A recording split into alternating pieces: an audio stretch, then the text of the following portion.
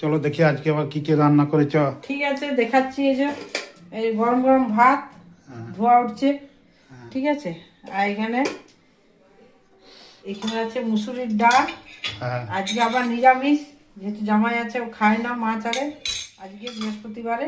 এখানে আছে ডাল, আর এখানে আছে বাঁধাকপির তরকারি, গাজর মটরশুঁটি সব দিয়ে আছে। সামনে তো নিয়ে আসো নাকি? এই যে মটরশুঁটি, আচ্ছা, গাজর, আলু, এই সকল দিয়ে নিরামিষ। আর এখানে আছে পনির সবজি, ফুলকপি, আলু, গাজর, বিন সব দিয়ে, ক্যাপসিকাম। হ্যাঁ, ঠিক আছে, আজকে সিম্পল লাঞ্চ মেনু। আর এখানে কুলের আচার আছে, এই যে কুলের আচার, ঠিক আছে। তাইলে আর পাপড় ভাজা? আর পাপড় ভাজা তো আছে, পাপড় ভাজা এই যে আছে।